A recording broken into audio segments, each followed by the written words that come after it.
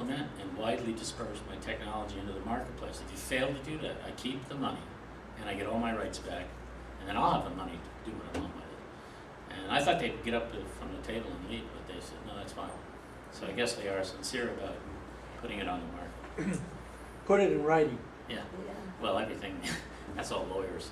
Yeah. You more or less answered my question, but in the interim, to put the heat to these operations, I mean, Tesla's talking about a new battery and an alliance with Toyota to make this car that runs green, if you will, but I think what you have sounds like a green. Yeah, well, Tesla Motors, they're using lithium-ion batteries, the same things that are in compute laptops. And explosive.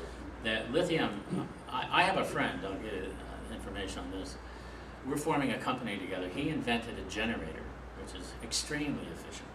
It's no bigger than a regular car alternator, about the same weight, size, 25 kW, 25,000 watts of power come out of that. And what drives it is a 6 horsepower gasoline engine.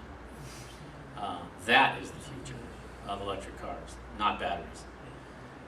That device, he brought the 6 horsepower gas engine to my house, and he wanted to partner with me, and I said, well, you've got good technology, but, you know, and it was his idea. So then I said, once I got interested, he was, well, I want to see your stuff work. So I said, okay. So he brought me this 6 horsepower engine, and then a week later I had it running on pure water, actually hydrogen, and it was just cranking along, and I called him up and I said, hey, you hear that engine in the background? That's your motor. You want to come over here? And he zoom, he's over there.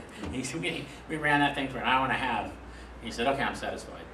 So now what we have together is a complete drivetrain. It's in the 98th percentile of efficiency. The worst part of it is a little gas motor that's 6 horsepower, but it can run on hydrogen very easily because it doesn't change demand with changing speeds. It's just constant speed all the time. And it's running a generator. That generator keeps a small bank of batteries, and he's using lead acid batteries because they're totally 100% recyclable. Well, follow-up, that's what I was going to follow up on, was the generator issue, because people could, if they had a, so to speak, endless machine that operated on water and used as a generator, they could power their home that way. Yeah, we are. Actually, we're next. I have a 2-month window. I told these big guys to go away and leave me alone for 2 months. Because I'm working on stuff that I need to finish. One of them is he and I are building a unit this size of a Coleman cooler, you know, this big. It'll power your 25 kW, it'll power your house, runs on water. And with the right lubricants in that gas engine, which is a $100 engine, we can run that engine 2 or 3 years full time. Full time? Full time, with the right lubricants. And so, even if it only ran a year, that's $100 a year to buy a new engine.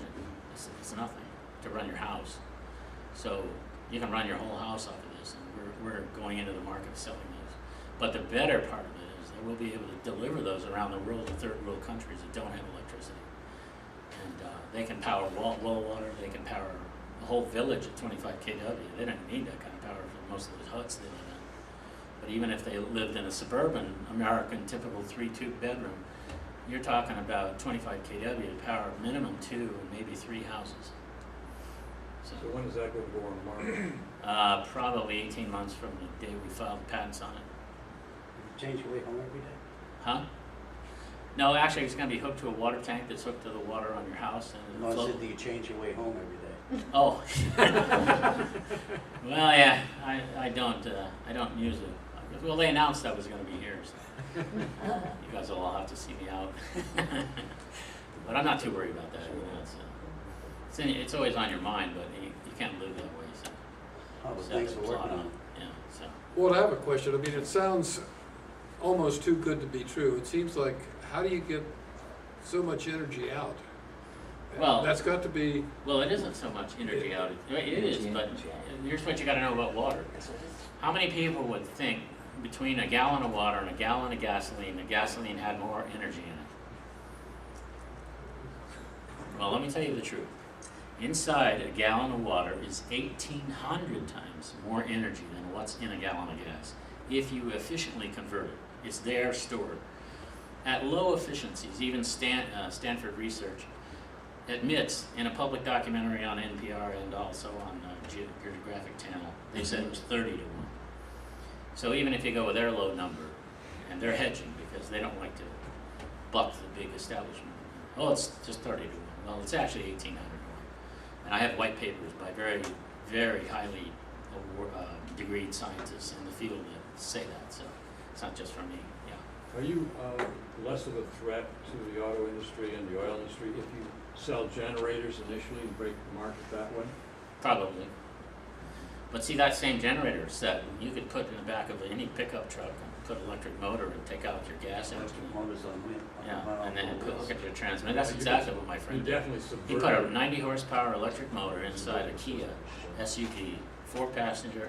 That thing runs over 200 miles on a gallon of gas. With my system, it runs forever with no gas. What's the speed?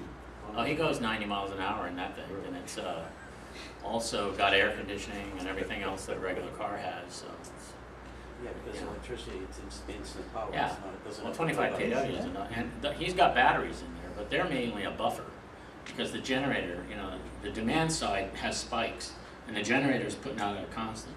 So you need a buffer. So he put batteries. And one of the things I told him, to get back to those lithium ions that Tesla uses, those are very efficient batteries. And even this big car company I was talking to, they're working. They're spending, they told me, $20 million a month trying to do what my friend and I have already done. And I told him at lunch, I said, well, why don't you stop spending that? Because we have the technology. Once you do the due diligence, let's just go with this. It works. So they're trying to do what we're doing. So, yeah. Where are the large deposits of lithium? I don't know. I haven't investigated China. who has the They're hard largest. there are few, and they're hard to get at. One South American country is trying to find enough money to build the rails to bring it out. And that'll be Well, like their oil. I don't know where the deposits are, but I'll tell you this about lithium ion, and I told this to my friend, because I thought he wanted to use those batteries, and I said, if you're gonna use those batteries, I'm not gonna partner with you, because I'm not gonna be responsible in anything I do for leaving a legacy of crap for the next generation that can't be cleaned up. And lithium ion batteries can't be cleaned up. They're as toxic as uranium or from a nuclear reactor. And if you put them in the landfill, imagine 250 million cars putting, I think there's 300 of those batteries in the Tesla. And they're about D-cell sized batteries, a little larger. He's using 300. If 250 million people every 2 or 3 years dumped out their batteries into landfills, it would just be a disaster. It's very toxic. So when you plan a green energy business, what you want to do is plan every phase of it to stay green and renewable and not use up limited resources. I mean, right now I could make my hydrogen cells much more efficient than they are by using stuff that's very toxic, but I'm trying not to. So. Have you put it all in the buffer? China and Afghanistan actually have some of the largest deposits. Yeah. Well, lithium is just it's a temporary bridge to where we're going. We're going onto a hydrogen economy. The Earth is covered by 70% of water or more. Your body starts out about 90% water, goes to 70 when you die. So you lose water all through your life. In the known universe of what's visible, and I'm not talking about dark energy and all that, because they say 98% of the universe is dark energy and nobody knows what it is, but the part that you can see, those big clouds in Hubble, and the visible part of the universe, 70%